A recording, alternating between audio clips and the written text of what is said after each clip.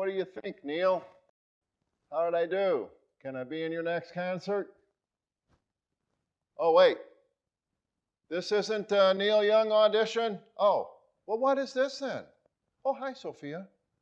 Oh, it's the You Spoke, We Listened. Hey, everybody out there in Infotext land. Yeah, I wanted to talk to you again about how when you speak, we listen. I don't know if you remember, but earlier this year we did a You Spoke, We Listened short movie in front of our movies that kind of went over, several suggestions that we had gathered from our customers and webinar attendees over the year of 2019. And here we are already. This was just kind of the strength that numbers that we got. And this just kind of proves the old adage that if you show people you're willing to listen to them, they'll speak more. And so we already have, 5 new ideas coming in. And we've got a lot of kudos from our clients on the shorts. They want us to keep the shorts coming. We're actually starting to, realize that, maybe we should make all our movies, short, 20 to 30-minute movies. And then yet the one movie we did this year that was, longer than 20, 30 minutes, it was an hour, was a movie followed by a panel discussion. And seems like everybody liked that panel discussion as well. We are getting, input saying, hey, talk to us more about what you do for us. And so we have updated our what to expect in an incident response test, as well as our what to expect in an audit for our incident response testing clients and our audit clients. But that brings us to our third bullet point, which is we want more technical stuff for technical clients. And, I'm already working on twisting a few arms to get that taken care of. But that actually came out of our movie, What the Cat Seems to Be, which is the one webinar we had. They had a lot more technical people came to that webinar than we're used to seeing. So, thank you, technical people, for pulling your technical self away from all of those technical problems that you get to technically solve. We love it, and we'll definitely be working on that. The one that is truly my fault, we've had a debate about it for a long time, but I don't know if you remember, but we always used to, have kind of a 2-minute warning, and we start our webinars 2 minutes late. We're not going to do that anymore. We're going to start them on time. The person that came in with that complaint was correct. I mean, we're punishing the people that show up on time for the sake of those who don't. And it's not like our movies start out with a lot of content anyway. So we're going to go ahead and start on time. This last one, out of the hundreds and hundreds of ideas we got, a half of one came in, or, one idea came in saying, hey, love Dan on the harmonica. I'd like to see more of that. And you actually already did in the introduction to this You Spoke, We Listened. So if you give us feedback, we want to get right on it. We're already doing number 1 here. We're already working on number 2. We're twisting some arms. This is the heavy lift for us, but you'll see some technical stuff coming out soon. We're definitely going to start everything on time, and you've already seen me play a different song on the harmonica. So thank you very much for joining us today, and thank you for the feedback. Our lawyers want you to know that when you attend any of our webinars or watch any of our movies, you're agreeing to the terms of service located at the link on the screen. We're also required to provide this abbreviation of what our terms of service include. The main point we need to get across is that regulations change on a regular basis, and we want you to know that what we present can sometimes be very time-dated information or our own interpretation of new guidance or regulations. The materials we present today are subject to change. Also, whenever we provide free boilerplates as part of our webinars or movies, we're required to point out our transfer of copyright agreement, which is also located on our website, in our IT resources library. You can read it by going to the link on the screen.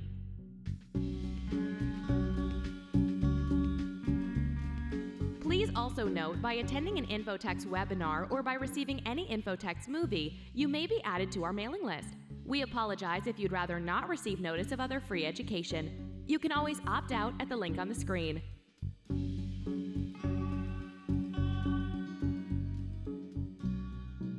And one last thing before we introduce our moderator, Michael Hartke.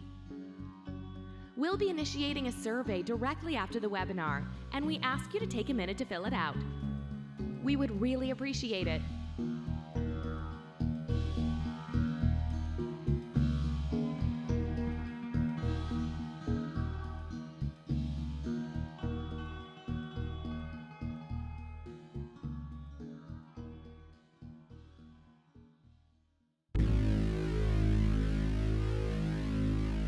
And now, it is our pleasure to introduce to you our webinar moderator, the code curator and special envoy from the SEAM, Michael Hartke. Hello everybody, my name is Michael Hartke.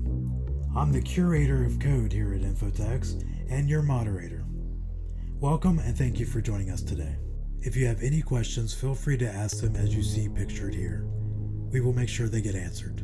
We'd like to point out destinations on our website, webinars.infotex.com, where you can find our upcoming webinar topics and event schedule, and then also movies.infotex.com, where you can find the movies of these webinars and training videos. And now, I'd like to introduce the speaker of today's event, the awareness guru from Indiana, the breaker of tech and enforcer of policy. He has 13 letters after his name, and they all spell risk management. Dan Hadaway. Dan? All right, well, thank you very much, Michael. I love your introductions. What can I say about your introductions? They're great. I want to dive right in with my shout out. And today my shout out goes to all the great network support providers that we've been working with. I want to make sure that anybody watching this movie realizes that there are really good network support providers out there. I'm not going to remember them all, but Virtual Innovation, Infinite Solutions, Betel Security, Examine. They're all really good companies that can help you manage your network, manage your information systems. Really, with smaller community-based banks, they can really help you weather the storm of technology as we go through all the changes that we go through because we're using technology to process information. And so I wanted to put together this short webinar movie, and what we mean by short is that I'm wanting to keep the length of this to be 30 minutes or less. And so just to dive right in, let's start off by defining what we mean by network support provider. That's the term that Infotex used way back in about 2002, 2003, when we first started running into organizations on a regular basis that were the local IT guy. Nowadays, most of you are calling this organization your managed service provider. But you also might have consultants that you're working with who are allowed to make changes to your system. And so what we're really talking about here is the third party who is allowed to change assets on the network. If you've got somebody dialing in and managing your firewall, that organization really is kind of a network support provider. They're providing support to your network. They're changing the system. And because they change the system, that gives them certain access, not only to information, but to the infrastructure that hosts and protects that information. And so we've got three different processes we're walking through here. I hope you don't mind me getting a little bit closer for this. But seriously, we've got three different processes that are kind of intersecting when it comes to these types of organizations. For one, we want to become aware of the risk that we're facing as part of our risk management process, right? And so we have vendor management programs in place to analyze our vendors, et cetera, et cetera. We do that for compliance reasons, but we've also learned that awareness is in itself 9/11 set a battle. It really helps us manage the risks we face because we are working with third parties to have access to information, or in the case of your managed service provider, they might actually possess information from time to time. And so you have a vendor management policy that's requiring you to do a threshold analysis, and somewhere in that threshold analysis, you're looking at the network support provider, your managed service provider, and you're saying, they have access to information. They might walk out of the bank with information from time to time. Maybe they're backing up certain parts of the network, or maybe just backing up the config file on the firewall or whatever. And so because of that, we need to kind of go through the vendor management process with them. The theory is that we'll request a bunch of information, such as third-party audits and that sort of thing. We'll run it against our due diligence checklist. We'll determine which controls are missing, and then really kind of get back with the vendor and say, hey, we've done a risk assessment on the controls that you don't have in place, and these are kind of important controls. And that's really kind of what I'm wanting to talk about here. This little process right here for your network support provider is sometimes an awkward conversation, because usually we're using local IT firms who may or may not have the ability to get third-party audits of the robustness that our core provider, our mobile banking provider, our mortgage application providers, or our managed security service providers are getting.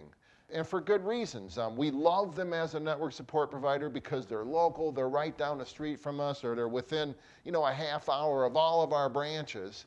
But because of that, they're not working with a whole bunch of banks. They're only working with you maybe, or maybe you and the credit union down the road or whatever.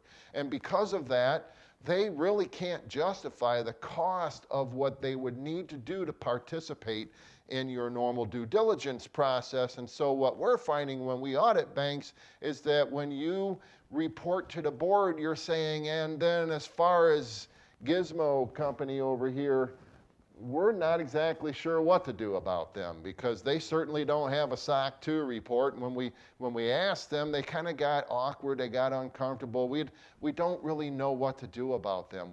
They're very valuable providers, and we're worried that our auditors, that our examiners aren't going to see that, and they're going to say, hey, these guys are not giving you the due diligence information that you need in order to properly manage their risk. And just so you know, what we can do is we can manage the likelihood of these organizations causing problems.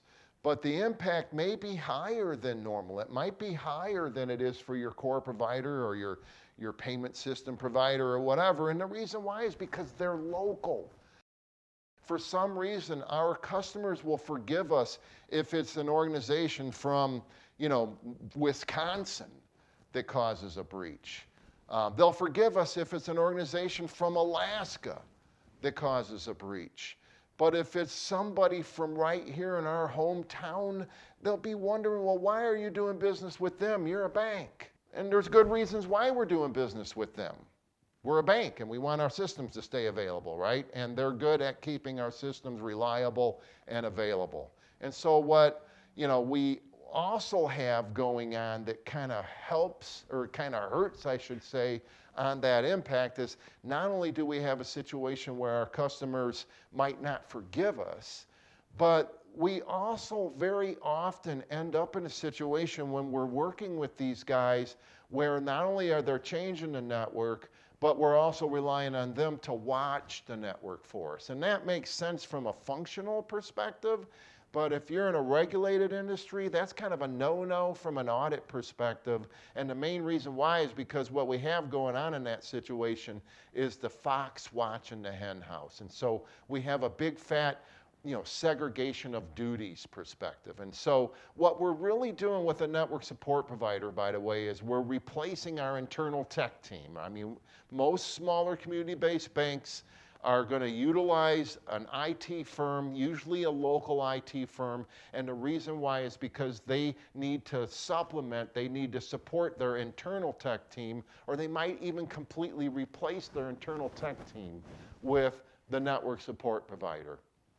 There's 3 teams working as your risk management team, usually in smaller community-based banks. And so I want to make sure you realize is that your MSSP, the Managed Security Service Provider, the larger banks call it their Security Operations Center. They've got minions of people that can do nothing but watch your network. Well, your network support provider should be not the persons who are watching your network. It should be the security people. All right. And so if you have a situation where there's a breach caused by an accident by your network support provider and you don't have proper segregation of duties, now you're really in a world of hurt. And so what I'm heading to here, for those of you who don't like the Dan spreadsheets, is a spreadsheet that we can use to help us manage the relationship that we have with our network support provider. And what I want to make sure you realize is that this spreadsheet can be used as a document that is the beginning of a dialogue that you have with your network support provider. We're not saying it's the end all be all. You're going to need to customize this to your organization. But guess who can help you customize it to your organization? Your network support provider. We feel like once you have the conversation with your network support provider, once you feel comfortable that this document has been properly customized, and then you turn it over to your auditor for your auditor to check to make sure that they agree with the elections made in this document, you will now have a situation where you have metrics, by the way, that you can use to increase the safety of your network support provider over time, and you will have the beginning of a dialogue with your network support provider that's not so awkward. So why don't we take a look at this spreadsheet? So, having apologized for the fact that we do use spreadsheets to get through most of our programs here at Infotex, let me just say, if you have not used a boilerplate of ours before, then you probably want to read this a little closer than most of our clients are probably reading them these days, because they've already read them before. This refers out to a transfer of copyright agreement that's located at, I believe it's copyright.infotex.com. And that agreement basically says that if you are customizing this boilerplate to your organization, then not only do we give you the copyright to that document that you end up with, but we also retain the copyright of our boilerplate. And then also it cautions you not to share this. Part of the agreement is that you won't share this boilerplate with people without involving Infotex. So, but beyond that, then this is always kind of handy. You can see this document actually has been around for a while. We started working with smaller community-based banks a long time ago, and by 2006, we were realizing that we needed to take a different approach with network support providers, is what we called them back then, instead of managed security providers. And the main reason why we've already discussed, but suffice it to say, there are some instructions here where this is kind of the real concise version of this entire short webinar movie that you're watching right now. But this is really the cusp of this spreadsheet. There is a ranking sheet here to help you understand the risk rankings, that sort of thing. I actually changed them right before this webinar to be a little bit different than that, so go figure.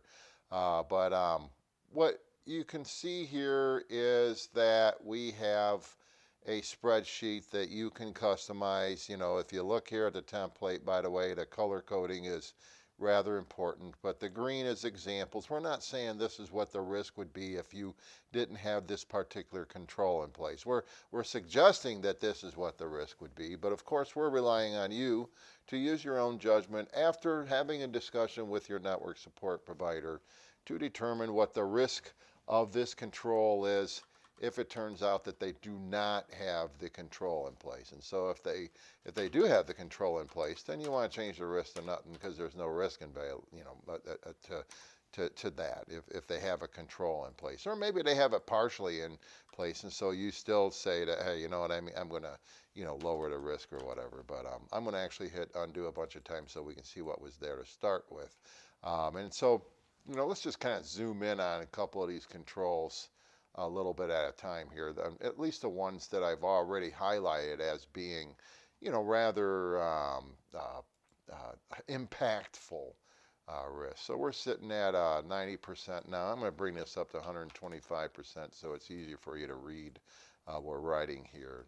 But, part of the impact is that our customers won't forgive us. Well, there's not a lot we can do about that, is there?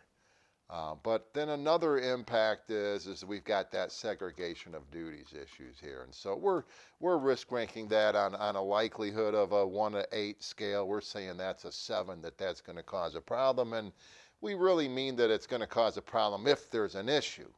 So this is kind of if there's an issue, would segregations of duties cause a lot of risk? And yes, there would be a lot of risk in our opinion, but let's just say that you disagree with Infotex about that. Maybe you're not in a regulated industry, or maybe for some reason you have good reasons to not worry about whether your network support provider would be accused of doing something wrong in an insider breach. And that's what you really have to keep in mind here, is it's not that they would do something wrong, it's that they might be accused of doing something wrong.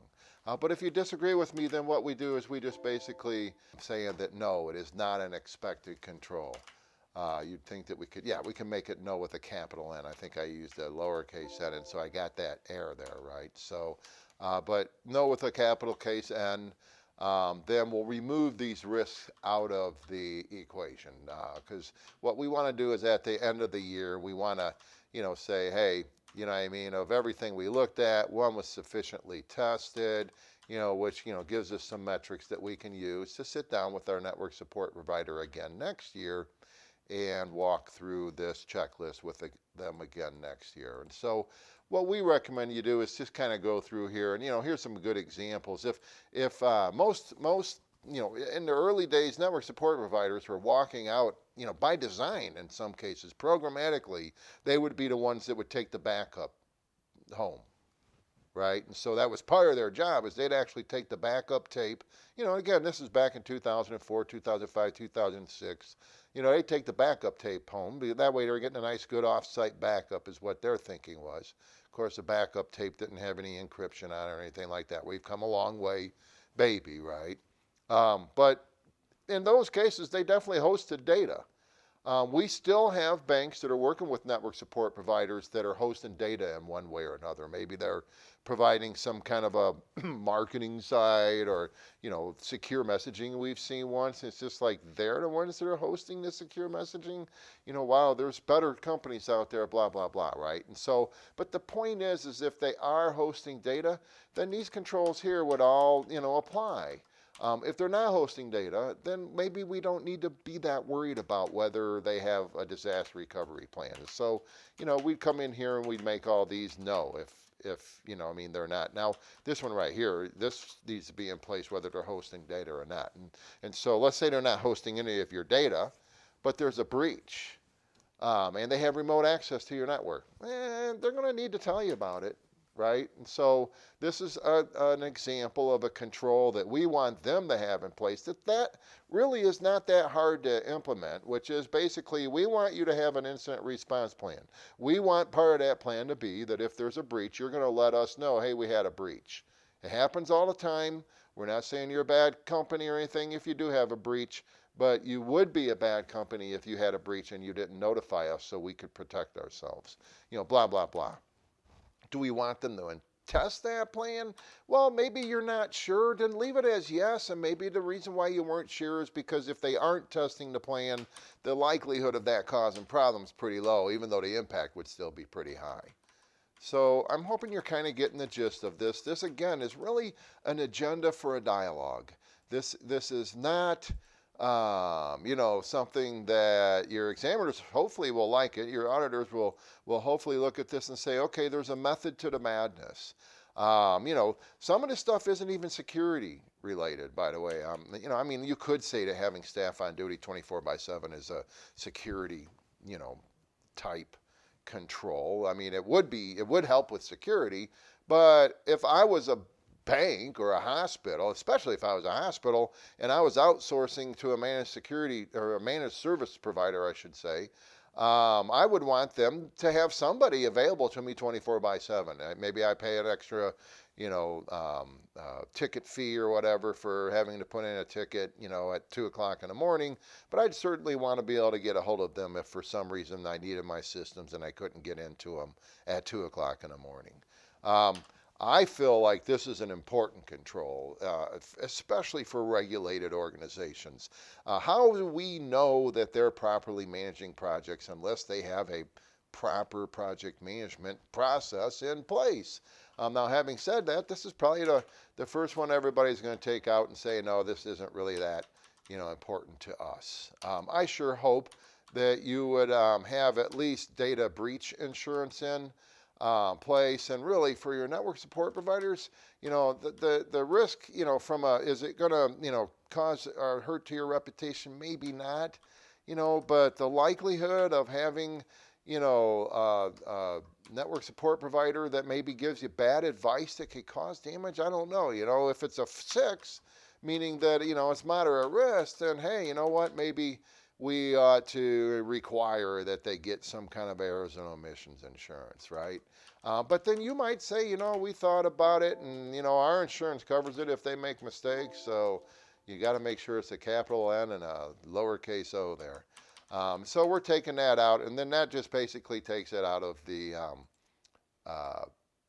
metrics at the bottom here. And so suffice it to say, this is based on our SSAE 18 checklist. So, what we're really trying to do here is we're trying to bring up the issues, knowing that this is all a control self-assessment. That's all this is. This is not a test. If your network support provider says, yes, we have wireless access controls in place, we use WPA2, encryption, and we don't broadcast our SSID when, our routers don't, allow us to turn that off, but we're using strong passwords, and, we're using guest networks for our family and that sort of thing. If they say they have those wireless controls in place, I feel like you should be able to believe them, or else, boy, you got bigger problems than, do they have good security controls in place? But the real question is do they know what the right controls are? And that's what kind of worries me about a control self-assessment. But the good news is these are network support people, right? So they should know by nature of their job what the right controls are, or you probably already would have picked that up by nature of your auditors hammering you for things that they didn't have in place or whatever, or, for where they didn't tell you about certain controls that should be in place or whatever. So, the point being is that I feel like a control self-assessment approach is the best you're going to be able to get with a network support provider. They certainly aren't going to be able to afford to have third-party audits to prove that these controls are in place. But if you have the conversation with them, you're managing a lot of the legal risk. You're definitely curing the compliance risk. And so at least now all we are left with are the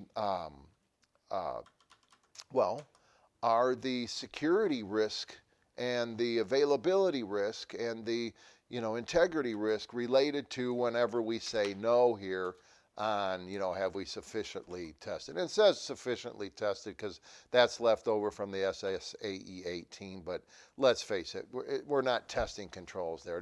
This really should probably say, instead of sufficiently tested, are you satisfied with their answer? You remember how I said that you can customize these boilerplates to your own bank? I probably won't remember to go back into the actual boilerplate after this webinar and change that to say satisfied. It'll probably always, for the rest of time, say, sufficiently tested.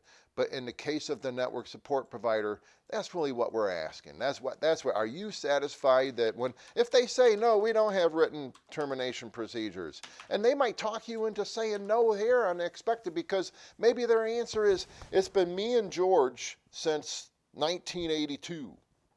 Well, maybe they don't need written termination procedures as long as you're satisfied that, that person and George are going to be able to, address any availability needs that you might have 5 years down the road or whatever. But you get my point. There are going to be times when even the controls that just seem like, man, this should be in place for everybody, maybe they don't apply in your network support provider's case. And that's okay. You just want to leave a paper trail that basically establishes that we at least had a talk with them about written termination procedures. And they said that George and, I don't know, for some reason Bob's coming to mind, have been there since 1982, and they don't hire anybody else or something. You know what I mean?